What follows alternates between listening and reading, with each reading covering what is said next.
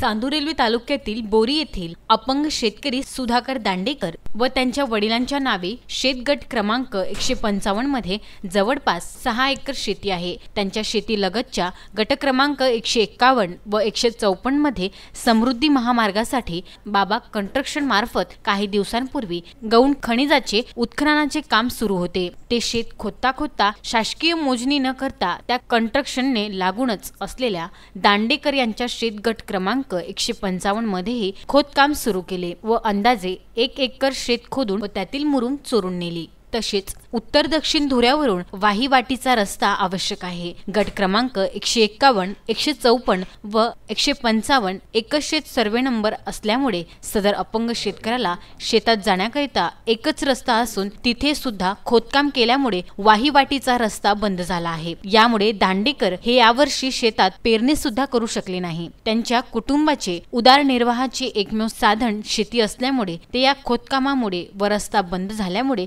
आर्थिक संकटात सापडले आहे। शेत बोरी शिवारात आहे आणि माझं शेत बोरी शिवारात असून बाबा कंस्ट्रक्शन वाल्यानं मुरुम खोदून दिला, माझ्या घरातला खोदून दिला व खोदून दिल्यावर मला जाण्यासाठी रस्ता नाही ठेवला आणि जे माझं शेत आहे ते शेतात 10 फुटाचं प्रोटेक्शन सोडलेलं नाही।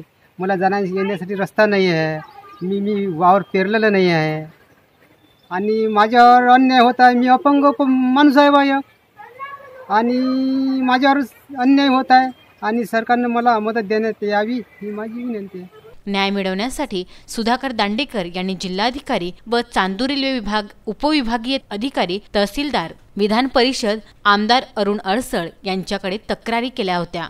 यानंतर आमदार अरुण अडसळ यांनी महाराष्ट्र राज्य रस्ते विकास महामंडळ अमरावतीचे कार्यकारी अभियंता यांना पत्र लिहून सुधाकर दांडे यांना न्याय द्यावा व केलेल्या कार्याबाबत मला अवगत करावे अशी मागणी केली होती। परंतु अद्यापही त्यांना न्याय मिळाला नसून प्रशासनाने न्याय द्यावा अशी मागणी दांडेकर यांनी केली आहे। विसे न्यूज करता चांदूर रेल्वे येथून शहजाद खान त्यांचा वृत्तांत।